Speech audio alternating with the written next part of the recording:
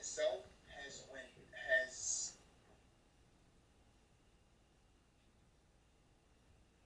What's up, y'all? Welcome to another episode of Gritty Brick. Today we're going to talk about RIP, Takeoff from the Migos, respectfully. All due respect to his family. Not really going to be offering any opinions or any of these conspiracy theories we're hearing out here about what happened. We're going to wait to see what happened and wait to give an opinion until we actually got the facts. Because a lot of what we're hearing is a bunch of different stuff. And with respect to the family, I don't think that's fair or right that we even do that, because we're just piling on hurt on top of hurt. Just imagine what the family is going through, what his family is going through, you know. So respectfully, we're not going to be doing that today. So what did you hear? What did you get out of it so far? All I heard was that, at first I thought it happened in Atlanta. I didn't know it happened in Houston. Right. But I just heard that he was at a bowling alley and he got shot. From what I'm hearing, is over a dice game. No, I didn't hear that. Yeah, it's so far from what I'm hearing.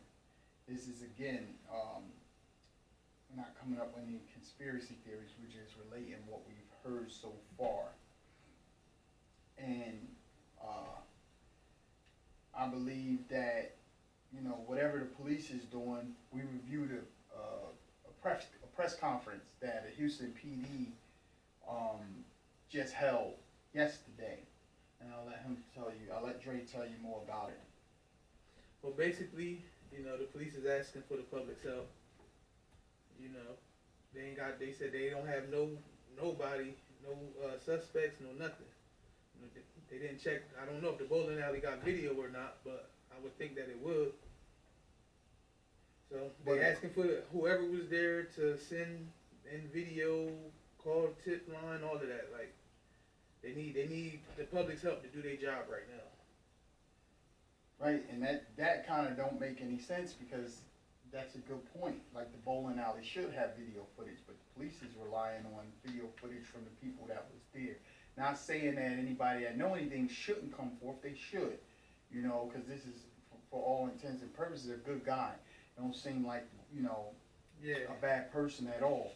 And I don't think that his name, his legacy should just go down like another one of these instances, like, you know, Biggie or Pac, like these you know, these good rappers, these unsolved rappers, unsolved rapper murders. I think that the police have become complacent. Sorry to put it out there like that, but police have become complacent. They relying on video. If you watch the press conference, they just want to sit in their office and wait for video. They're just waiting for the public to help. They don't want to go out there. Go ahead, I'm sorry. I was saying, my bad, but they don't want to go out there and do their job. And police, like they supposed to be, they sitting back waiting for the public to help them. Exactly. I agree with that 100%. Get out and do some real police work. Get out and do what's right this time, because according to your own press conference, what you're saying is this was a good guy. This guy did a lot for people. He helped out. So why don't you reach out and do what he was doing? Get out there and learn, generate some leads.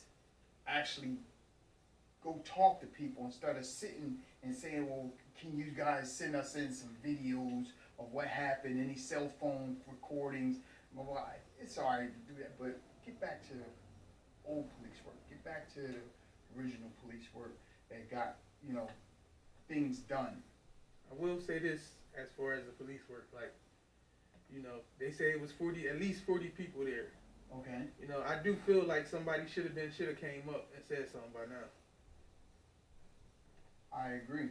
They should. Somebody should be saying something.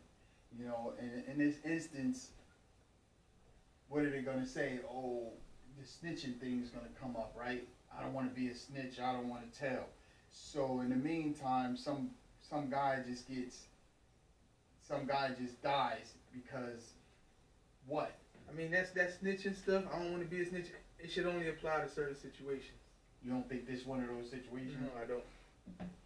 So somebody in there, and I'm pretty sure there'll be someone that comes up and say something and want to keep their name out of it, and that's going to cause an unsolved murder because they'll know what happened, but they won't be able to prove what happened. You get what I'm saying? That's usually how it goes. Somebody wants to, they don't want the stigma attached to their name. I think that we as a black community need to get rid of that. That's just my opinion. Yeah, it's two different things. I think we want two different things. It always boils down to some of us want to operate with impunity and do stuff that hurt and damage everybody without no regard for consequence. And then we have those of us that just want to do right and do what's the right thing and hold everybody accountable, you know, and create a better us. And then the ones that follow that old motto where don't snitch and don't do this and don't do that, there seems to be the main perpetrators of wanting to do stuff and operate with impunity and do things that causes more harm and damage, and they can't foresee the ripple effect. So you go out and you commit the crime, you're doing something, you're getting away with it. Those of us who haven't done anything, committed any crimes, we're the ones that end up paying for it.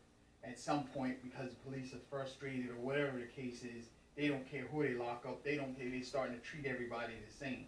They're not even stopping to see if you're wrong, if you've done wrong, if you're actually committing a crime. They're just doing what they want to do and trying to explain it away later. You know, the biggest thing I hear is, "Oh, I was in fear for my life." I don't agree with that. You know, but getting back to the Migos, yeah, because I don't want to. I know, you know what I mean. I'm getting ready to get off into something else. Another topic, yeah, real quick. I don't want to do that. I want to stick to what I'm saying. This was a good guy. Music, I listened to some of it. I've heard some of it. Some of it I like. Some of it I don't. With it, yeah. You know, for the most part, I consider them a good group. I don't see that his murder should go unsolved.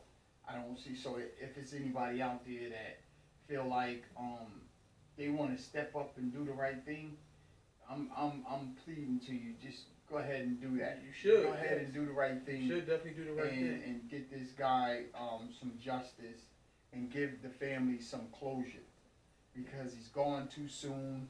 I'm not too sure of his age, but I think it was 28. 28 years old. 28 years old. Yeah, 28. 28, and then two other people got shot. Yeah. A guy and a girl. One was 23 and 24, I think they said. Yeah, respectfully to their family too. With the 23-year-old, it was a 23-year-old male and a 24-year-old female. Yeah, with respect to them too, even though their injuries weren't life-sustaining or they weren't life-threatening. I'm sorry. They still was part of this ordeal, this trauma that they're gonna have to live with too. Their name's gonna be, their name is gonna be forever attached to the death of this guy, Takeoff. So that being said, again, if there's anybody out there that wanna, step up, do what you have to do, help out in this case, because we gotta at some point decide, do we want to help continue to facilitate this type of behavior, letting people get away with this type of stuff, or do we want to actually start getting these people out so we can actually live in a peaceful life? So we probably could go in a dice game and get into an argument or whatever the case was, and walk away from it feeling, like we're not going to lose our life over a disagreement. Well, we used to could do that. Yeah, exactly. We used to could do that. Exactly. We used to shoot dice all day. Exactly. I remember that when we was younger. Get into we get into arguments and fight. We never did any of that.